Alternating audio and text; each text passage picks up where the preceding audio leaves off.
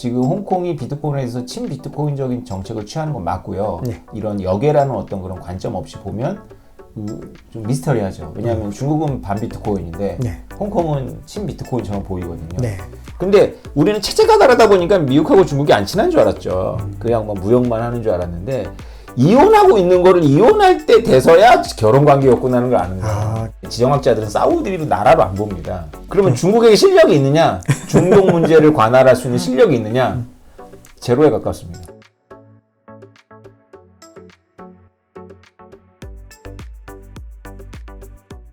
네, 이번에는 중국에 대한 이슈들을 좀 이어가 보겠습니다. 자, 중국 같은 경우는 자본을 통제하는 국가로 유명하고 뭐 인터넷부터 해서 모든 걸 다 통제하는 나라인데 그렇게 되면은 상식적으로 비트코인을 막아야지 정상적인 상황일 텐데 지금 홍콩이 최근에 크립토의 문을 활짝 열어주는 그런 분위기를 연출하고 있습니다. 그래서 홍콩 내러티브 이렇게 부르는데 그 배후에 중국이 있을 것이다 라고 뭐 블룸버그에서도 그렇게 얘기를 하고 많은 분들이 그렇게 짐작을 하고 있는데 저자님 생각도 동일하신가요?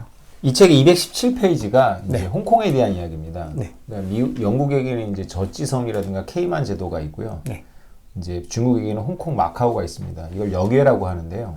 우리나라에는 없죠, 역외가. 네. 제주도가 가능성이 약간 있습니다. 네, 그렇죠. 역외라는 건 이제 국경 바깥에 있는 사실은 우리의 주권이 미치는 범위지만 국경 바깥에 있기 때문에 실질적으로는 자율성을 갖고 있는 곳이에요. 네. 그래서 보통 역외 그러면 이미지가 안 좋죠. 왜냐하면 그렇죠. 텍스 헤븐이라 그래가지고 조셉 뭐 피난처 같은 느낌. 네. 근데 그게 19세기 제국주의 시절에는 그 뭐 공산주의자라든가 무정부주의자라든가 극단주의자들의 산실이었어요. 왜냐하면 역외에 가서 있으면 이제 현재 정부가 사법 관할권이 아니기도 하고 또 그런 거 있잖아요. 그러니까 우리가 범죄인을 인도하자니 뭐하고 안 하기도 뭐하면 역외로 가 있으면 거긴 내가 미친 데가 아니야 이렇게 그렇죠. 할 수도 있는 거고 명분이 또 있는 거네. 그래서 역외라는 거는 잘만 이용을 하면 그 본국에게 되게 유리합니다. 금융이나 이런 정치적인 이유로다가. 근데 중국은 여러 이유로 홍콩이 이제 코로나 전에 이제 문제가 있어서 홍콩에 이제 자율성을 많이 억압을 했죠. 네.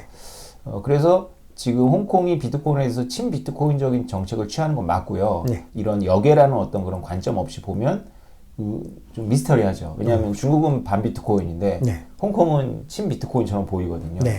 근데 만약에 완전히 가설이지만 저도 잘 모릅니다. 근데 네. 완전 가설이지만 이렇게 생각해 보면 어떨까요?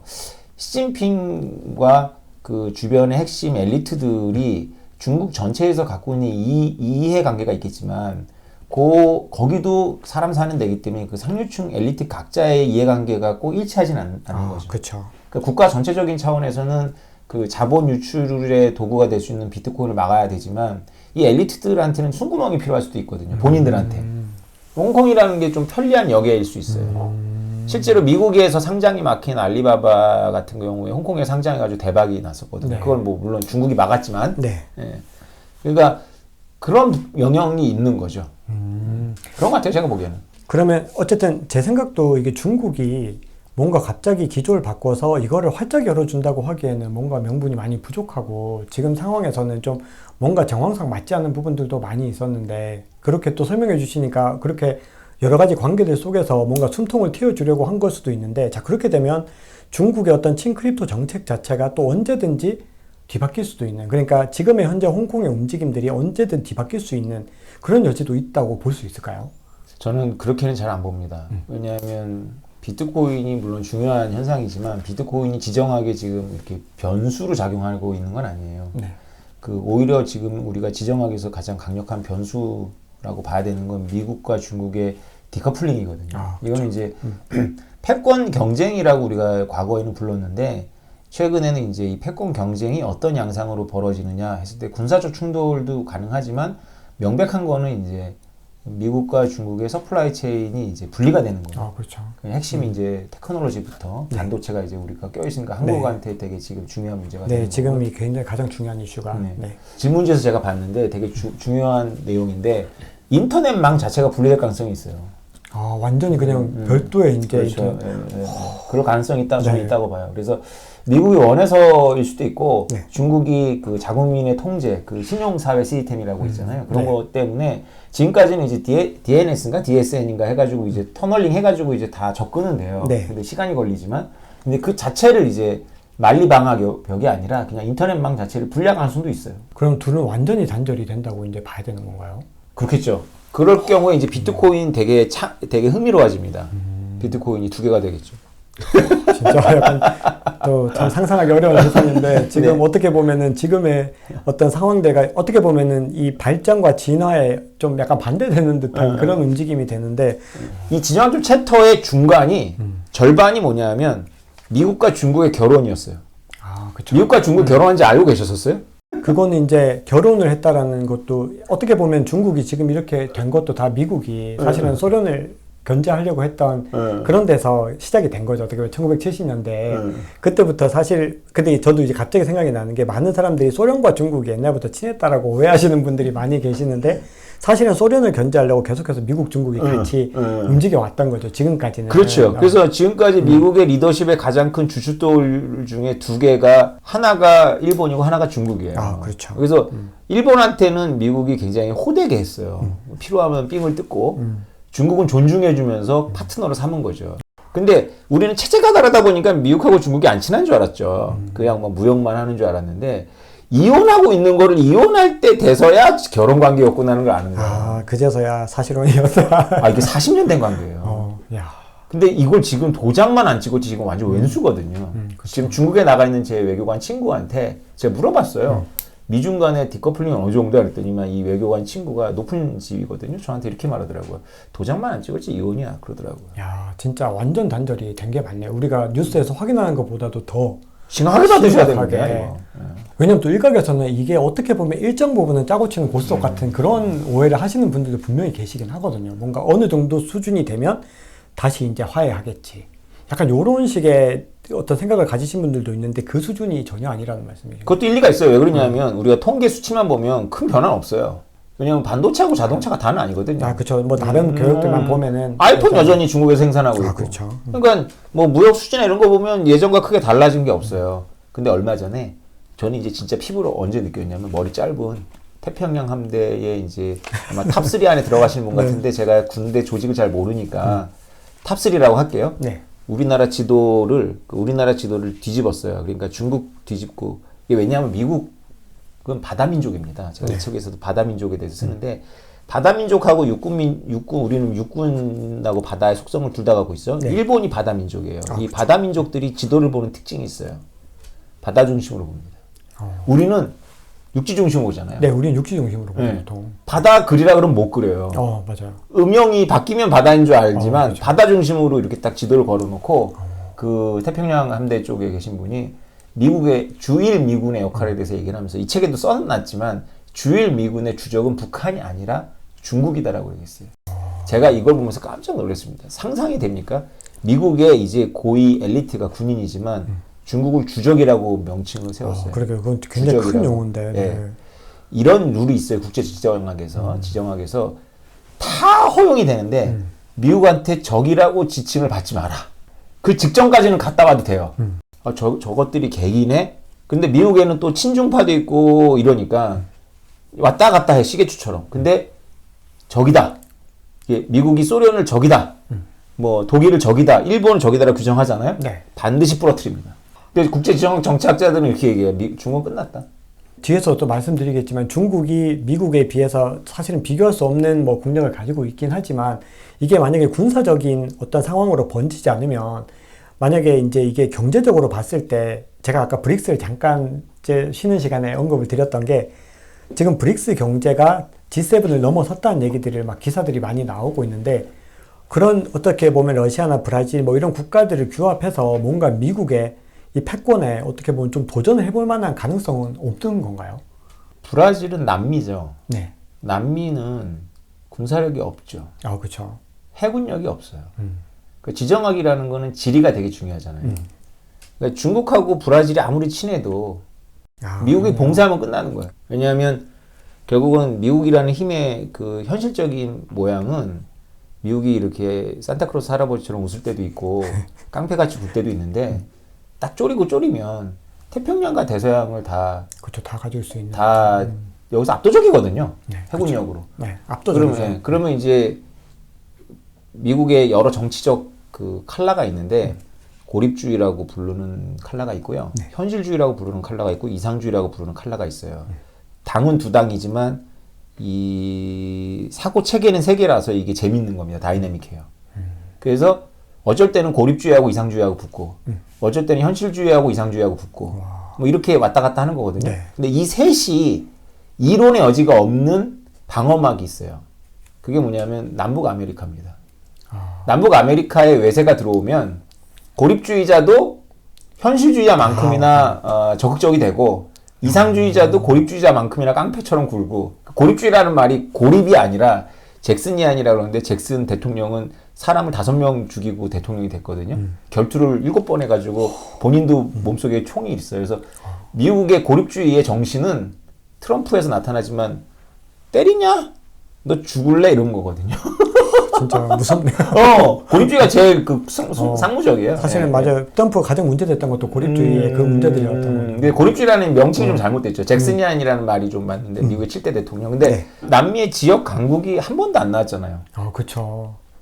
우연이겠어요? 허용 안 하는 거예요? 그런 미국은? 패권들 자체를 아예 두질 않고 완전히 본인들의 어떤 아래서 1차 세계대전에 개입한 이유가 그 독일이 바다를 통해 가지고 남미 영향을 미칠 걸 우려했기 때문인 거예요. 원래는 안 개입하려고 그랬죠. 그래서 2차 세계대전은 개입 안 하는 게 막 보였잖아요. 우리가 네. 우크라이나처럼 개입 안 해 그냥 물건만 영웅한테 대주고 막 하는데 네, 그렇죠. 저 멍청한 그 재팬이라고 있어요. 아니 진주만 공격하니까 그 재팬은- 고립주의가 그냥 싹 없어진 거예요. 그러니까 안 움직이려 그랬는데 안 움직였어요. 근데 맞아요. 왜냐면 일본이 아무리 세봐야 그렇죠. 남미를 건들진 않거든. 그렇죠. 맞아요. 근데 독일은 다르죠. 독일, 프랑스가 만약에 세력이 되면 남미를 건드렸고 실제로 제국주의 때 건드렸었고 맞아요. 실제로. 프랑스나 영국은. 네. 그러니까 미국엔 그 트라우마가 있는 거예요. 자기네 그 카브리에하고 그 밑에에 그 유럽 대륙에서 해군력을 투사하면 그 세력이 누구대로 용납하면 안 된다라는 게 있어요. 자, 그러면은 이제 남미에 대해서 또 미국의 어떤 입장들을 알게 됐는데 이번에는 중동 얘기를 한번 네. 해보겠습니다. 중동이 최근에 이제 브릭스에 가입을 한다면서 사우디와 이란이 갑자기 또 수십 년 만에 뭐 만나자 또 이렇게 됐습니다. 그래서 라마단 때 한번 만나서 얘기를 좀 나눠보자 하고 그리고 두 나라가 다 브릭스도 가입을 하겠다고 하고 그리고 사우디아라비아는 또 중국 주도의 어떤 안보 협력체에도 본인들이 가입을 하겠다고 하고 지금 미국을 상대로 지금 사우디도 굉장히 속셈이 복잡할 텐데 뭔가 미국을 상대로 좀 약간 본인들의 존재감을 좀 보여주려는 그런 움직임들을 많이 보이고 있는 것 같아요. 근데 지금 현재 미국과 이 사우디의 어떤 관계성 그리고 중국이 여기에 어느 정도 개입할 수 있을지 저자님 어떻게 생각하시나요? 사우디라는 나라는요. 저는 네. 잘 모르지만 네. 이제 지정학자들은 사우디를 나라로 안 봅니다. 사우디는 국가가 갖춰야 될 핵심 요소들 중에 국민이 없어요. 그러니까 무슨 말이 인구가 없다는 게 아니라 국민이 훈련받은 국민들이 아니에요. 그러니까 이제 얼기설기 모여있는 땅이 넓은 그냥 면적인 거죠. 사람들이 잘 모르는데 사우디의 공군 파일럿이 파키스탄에 수입을 하고 합니다. 테크놀로지 뭐 이런 거는 뭐 외국인이 다 해요. 그렇죠. 그러니까 왜냐하면 왕실의 존속 때문에 자기 나라 국민이 똑똑해지는 걸 원하지 않아요. 사우디 왕가 자체가. 네, 그렇죠. 그리고 왕도 이렇게 그냥 사촌들이 그 왕자 엄청 많잖아요. 네, 쭉 네. 돌아가면서 사는데 이 빈살만이라는 독특한 인간이 나타난 거예요. 그렇죠. 갑자기 최초로 왕세자가 된 거죠. 뭔가 이게 네. 뭔가 이제 진짜 뭔가 하려고 그러는 거지. 근데 사우디라는 나라는 안보가 없는데 미국이 보호해 준 거거든요. 그렇죠. 조건은 뭐냐면 원유 걸제를 달러로 하는 거. 맞아요. 이걸 이제 이게 닉슨 이야기를 안 할 수가 없는데 이 책의 한 3분의 1이 닉슨 대통령 이야기입니다. 3분의 1이요? 왜냐하면 우리나라 사람들은 닉슨에 대해서 그냥 뭐 워터게이트만 생각을 하는데 시노나나미가 저는 한 20년 전에 시노나나미의 로마 이야기 읽다가 시노나나미가 다른 책인가 로마 이야기인가 해서 카이 시저를 얘기하면서 그 천재라는 것은 이제 그 이후의 세대가 그 천재가 깔아놓은 레일 위를 달리는 거고 거기서 약간의 미세 조정을 하는 거다라고 보는 거예요. 상상력은 이제 시저의 상상력인 거죠. 네, 그렇죠. 그러면서 닉슨 얘기를 하더라고.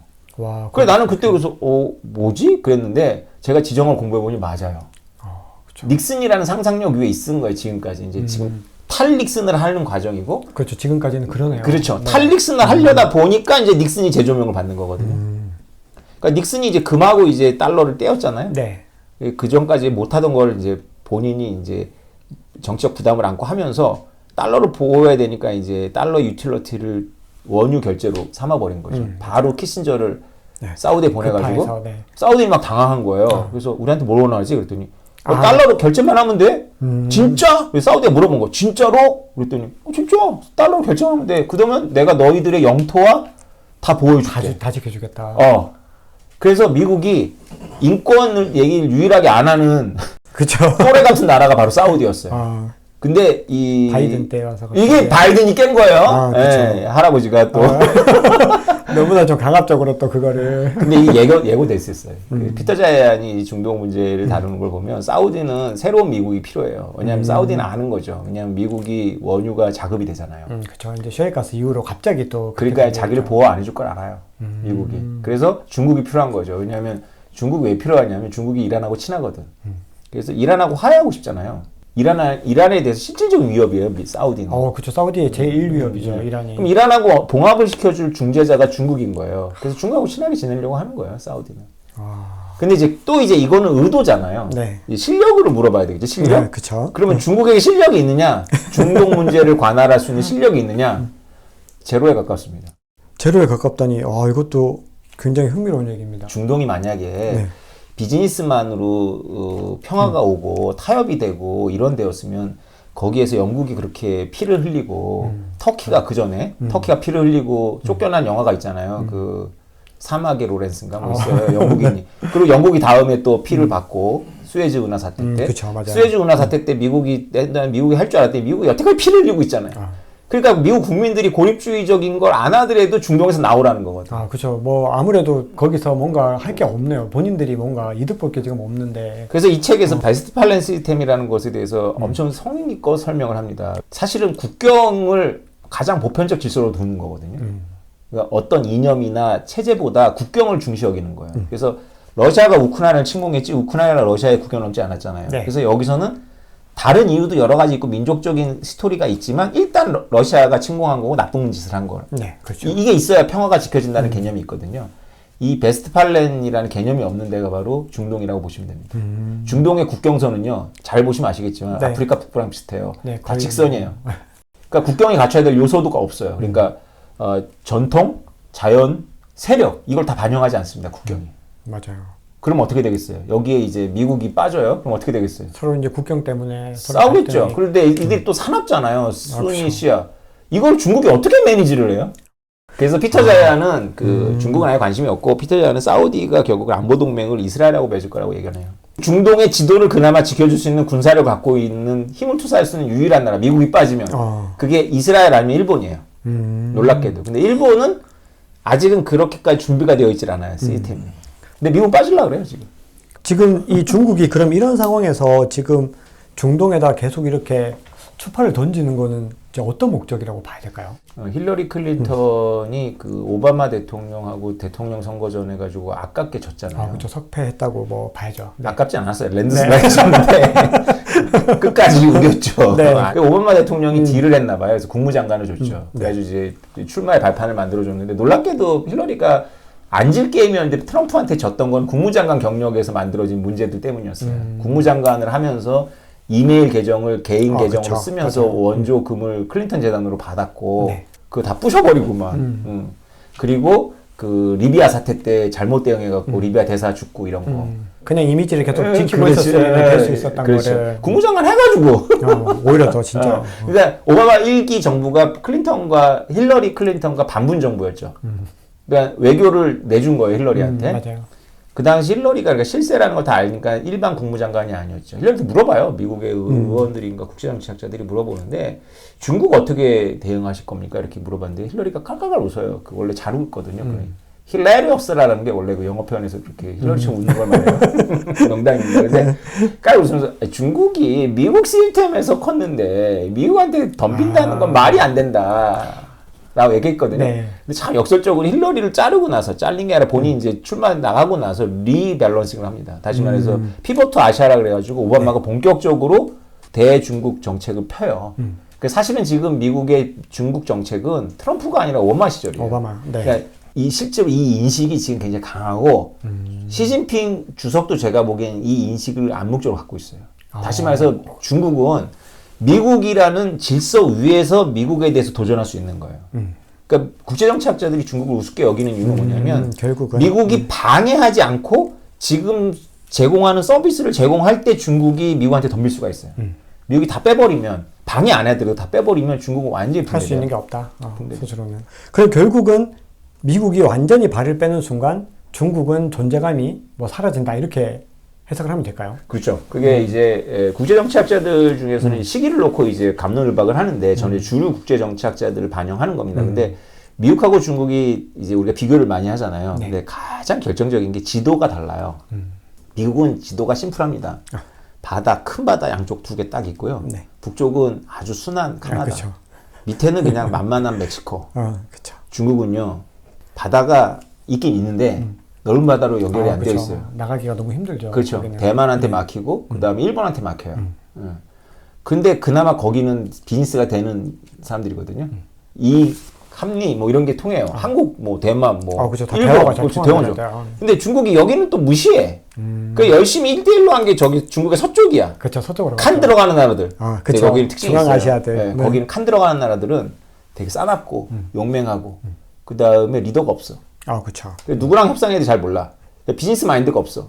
그래가지고 빚을 꺼주면 잘 받아. 부패한 권력이니까. 근데 갚을 생각 안 해. 갚을 생각 안 하고. 전혀 안 해. 그것도 개발에 쓰지도 않고 그렇지. 뭔가 좀 딴 데도 많이 쓰고. 여기 엄청 물렸어요, 중국이 지금. 그러니까 이제 엄청 물려있죠. 서쪽에 엄청 물렸잖아요. 중국 끝났어요. 그래가지고 1조 달러. 그럼 중국이 지금 이런 상황인데 1대1로를 계속해서 추진을 해야 되잖아요. 근데 슬로우 다운 하고 있죠. 슬로우 다운 하고 있는데 이게 시진핑 주석의 엄청난 그 시적이다. 캐치프레이즈였어요. 엄청난 그래서 이걸 부정을 못 하는 거예요. 근데 2030년도에 부실차권이 다 된다는 거 보고 있어요. 그래서 대만 위기가 2025년이 있고 네. 2027년이 있는데 네. 2025년 대만 위기는 미국 때문에 일어날 가능성이 높습니다. 미국이 네. 대선에서 한쪽이 랜드슬라이드하게 이기지 못할 거거든요. 네. 그럼 부정선거 시비 나오면서 나라가 양분돼요. 그때 기회를 노릴 거예요, 시진핑이. 아, 그래서 이제 이 스트레스 테스트가 중요한 거죠. 그래가지고 미국의 이게 워게임입니다. 국방부에서 하는 워게임. 그래가지고 비트코인이 거기 딱 목이 걸린 거죠. 어쨌건 2025년이 지금 임박했고요. 대만 위기가. 그 다음에 또 하나가 있는 게 2027년이에요. 2027년은 시진핑 4년이. 여기서 이게 통과하면 시진핑 종신 집권으로 가는 겁니다. 그렇죠. 네. 근데 시진핑이 업적이 없어요. 게다가 1대1로가 그때 거의 대부분 부실화될 거예요. 미국이 지금 또 이제 또 초를 치고 있죠. 가속화시키고 있는 거죠. 네. 오늘 제가 여기 오기 위해서 챗GPT한테 물어봤는데 챗GPT가 엉뚱한 대답도 잘해요. 얘가. 그렇죠. 거짓말을 막 다 아는지 난 다 알면서 물어보거든요. 근데 17년도 1월에 그 각 돈마다의 그 거래량 비율을 말해봐 그랬더니 2017년 1월 1일부터 31일까지 중국 위안화 거래 비중이 95%.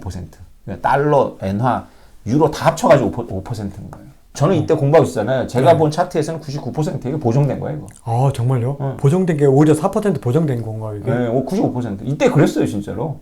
비트코인에서 공부를 해보면 미국의 이 머리 짧은 분들은 비트코인 중국권에 이렇게 돼버리는 거예요. 그렇죠. 그래서 비트코인 중국권에 이렇게 돼버리는데 중국이 비트코인이 아시겠지만 지금은 하나 모으기 너무 어려운데 10년 전에는 뭐 하나는 껌이었을 거 아니에요. 몇만 개씩 갖고 있는 애들이 중국 애들이라고 가정을 하는 거예요. 그러면 이 의혹을 비트코인에서 풀어야 되잖아요. 풀 방법이 없어. 비트코인 주인이 없으니까. 그렇죠. 미국 바이든 정부는 의혹을 갖고 있어. 그래서 요번에 1월 달에 백악관에 올라온 문서에 뭐라고 써 있냐면 노스코리아가 미사일 자금으로 쓰는 크립토에 미국 동부 금융권이 노출되어 있는 것은 중대한 실수다. 시리어스 미스테이크라고 아마 표현했을 거예요. 그러니까 401K 같은 거 막 접근하려고 했잖아요. 피델리티. 네. 아마 그쵸. 그거 막을 거예요. 그래서 왜냐하면 이게 비즈니스를 고민하는 게 아니거든요. 그 시그널 증폭이라고 스트레스 테스트 할 때 중요한 게 시그널 증폭이거든요. 네.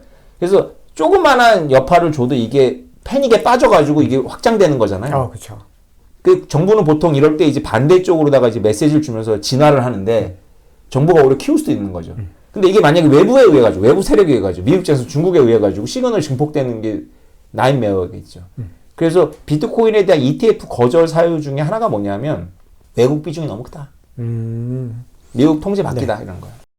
특히 이제 외국도 한국이나 뭐 네덜란드나 이러면 참만한데 믿을만 나라면 중국이 중국. 하기는 중국이 비트코인이 중국 거라는 인식이 있는 거고 지금도 여전히 그런 인식들을 이게 계속해서 너무 강하죠. 가지고 있고 저 같은 사람이 아무리 그 EBS에 나와가지고 사토시 나카모토는 일본인도 아니고 할핀이라는 사람 지정해서 얘기했는 게 전부 이런 걸 염두에 두고 좀 이제 고착을 시키려고 하는데 안 먹혀요. 삼성 아카운트가 100만 비트코인 갖고 있는데 야, 걔 중국인이 아니야? 라는 거에 대해서 우리가 아니야, 절대 중국인일 리가 없어라고 말을 해봐야 뭐. 그쵸. 그런데 왜 그렇게 중국 애들이 95%까지 거래량 갖고 있고 초기에. 그죠. 거기에 대해서는 대답할 만한 마땅한 또 근거들도 없고 어떻게 보면 이거는 김일성 같은 애들한테 머리가 안 나와요. 왜냐면 걔는 국가를 우습게 알거든.